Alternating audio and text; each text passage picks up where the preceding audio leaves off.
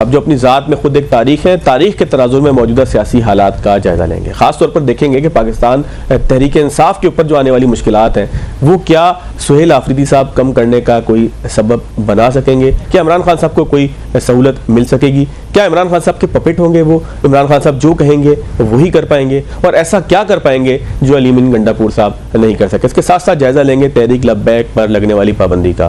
क्या माजी में सियासी मजहबी जमातों पर लगने वाली पाबंदियाँ और तहरीक लब्बैक पे लगने वाली पाबंदी, इनका कोई मवाजदा बनता है? अगर बनता है तो वो क्या है? इसके साथ साथ हमने देखा कि गुज़िश्ता दिनों अफगानिस्तान के साथ पाकिस्तान के हालात कशीदा हुए, ड्यूरेंट लाइन का मामला भी उठा। इन तमाम मामलात के बाद अब अफगानिस्तान के साथ पाकिस्तान के ताल्लुकात मुस्तकबिल में कैसे होंगे? इसके साथ साथ प्रोग्राम में ज़रूर जायज़ा लेंगे कि मुस्लिम लीग नून और पीपल्स पार्टी का इत्तेहाद कैसा चल सकेगा, कैसे चलाया जा सकेगा। क्योंकि आज हमने देखा गवर्नर पंजाब का एक बयान, एक तकरीब में उनकी गुफ्तगू सामने आई जिसमें उन्होंने कहा कि ये इत्तेहाद फितरी नहीं है, लेकिन ये इसी तरीके से चलता रहेगा। शामी साहब बहुत शुक्रिया आपके वक्त का। शामी साहब, तहरीक लब्बैक पे पाबंदी के हवाले से डॉक्यूमेंट सामने आ रहे हैं, सुप्रीम कोर्ट का रास्ता लिया भी जा सकता है और कहा यह जा रहा है कि शायद उसकी ज़रूरत ना पड़े क्योंकि दहशतगर्दी एक्ट के तहत इसके ऊपर पाबंदी लगाई गई है।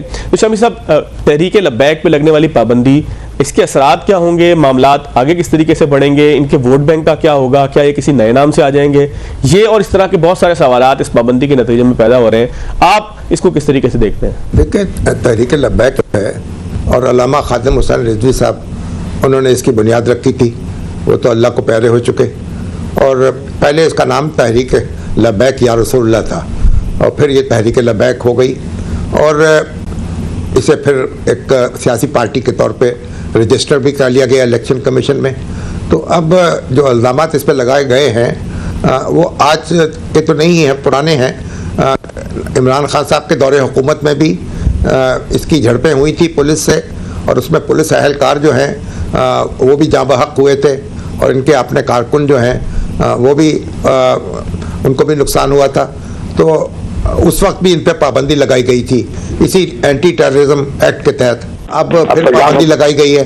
अब पंजाब हुकूमत ने जो इल्ज़ामात लगाए हैं और जो शवाहिद पेश किए हैं, जाहिर है कि वो अब जुडिशल स्क्रूटनी में आएंगे और तहरीक लब्बैक को मौका मिलेगा कि वो अपनी सफाई पेश कर सके या अपना मौक़िफ़ दुरुस्त साबित कर सके। तो अब कानून की अदालत में फ़ैसला होगा कि ये जो तहरीक लब्बैक है उसने कितना तशद्दुद किया है और कितना तशद्दुद उस पर हुआ है।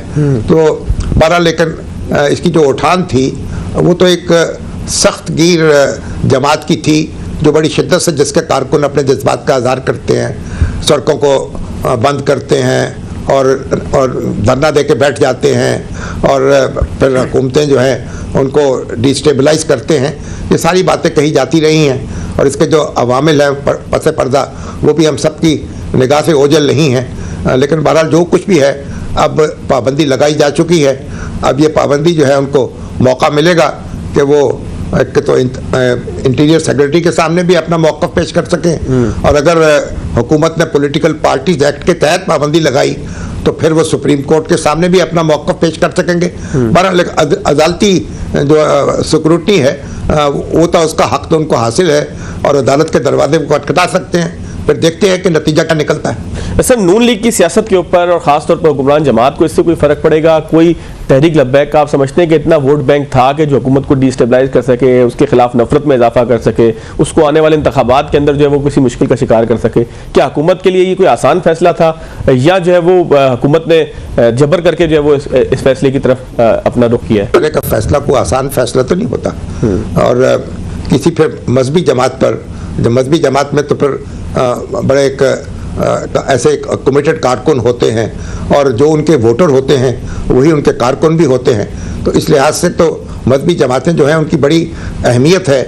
और ये जो तहरीक लब्बैक है ये तो चौथी बड़ी जमात थी, यानी चौथी नंबर पर इसने वोट हासिल किए थे 2024 के इलेक्शन में और मैं ख्याल 25 लाख वोट तो सिर्फ पंजाब से मिले थे इसको और कुल वोटों की तादाद को 29 लाख के करीब थी।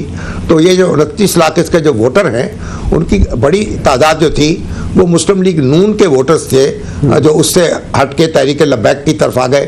क्योंकि गैलप का सर्वे ये बताता है कि इसके 46% जो हामी हैं जो तहरीक लब्बैक को वोट देने वाले हैं वो उन्होंने बताया कि वो पहले मुस्लिम लीग नून की हमायत करते रहे हैं। तो मुस्लिम लीग नून को जो ताकतें कमज़ोर करना चाहती थी उन्होंने उनके वोट बैंक को एक नुकसान पहुंचाया और उसमें शगाफ डाला और तहरीक लब्बैक जो है एक अलग जमात के तौर पर खड़ी हो गई।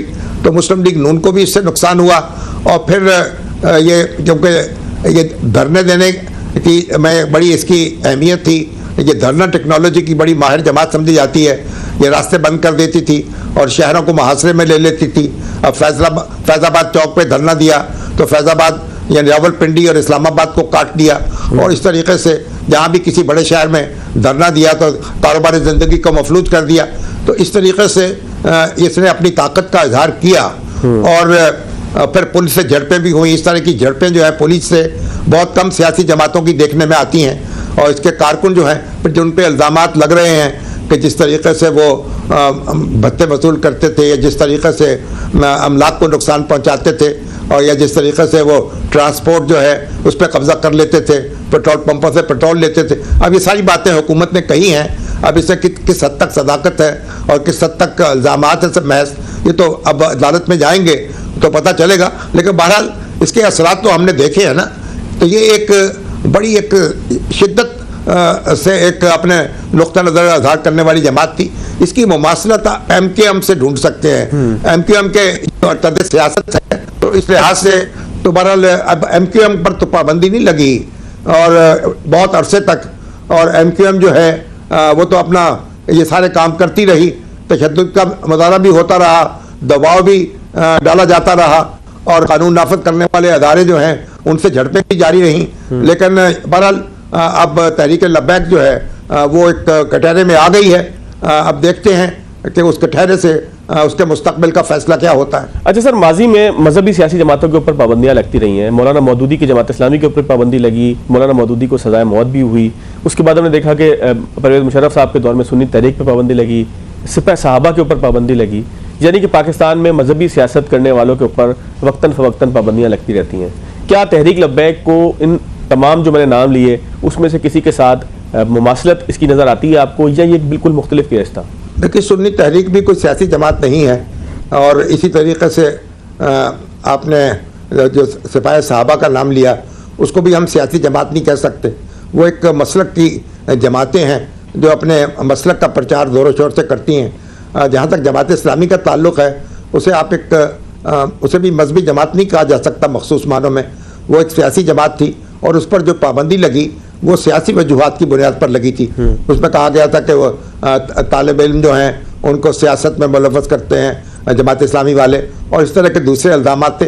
कोई मजहबी नौयत का इल्ज़ाम उन पर नहीं था। उन्होंने अदालत में अपना मुकदमा लड़ा और वहाँ वो जीत गए और जमात इस्लामी से पाबंदी ख़त्म हो गई। अब ये जो तहरीक लब्बैक है अब ये पॉलिटिकल पार्टी के तौर पर रजिस्टर्ड है। अब इसके खिलाफ जो भी कार्रवाई हो रही है, ज़ाहिर है कि जो इल्ज़ामात बड़े संगीन नौयत के हैं, लेकिन जब तक वो अदालत में साबित ना हो जाए तो वो इल्ज़ामात हैं, उसको मौका मिलेगा अपनी सफाई पेश करने का। और अगर वो सफाई अपनी पेश कर सकेगी और अदालत को मुतमईन कर सकेगी तो फिर शायद उसको अपना रोल अदा करने का मौका मिल जाए। अगर ऐसा ना हुआ तो फिर उसके जो मुतल्लिकीन और मुतवस्सिलीन हैं उनको कोई दूसरा रास्ता इख्तियार करना पड़ेगा।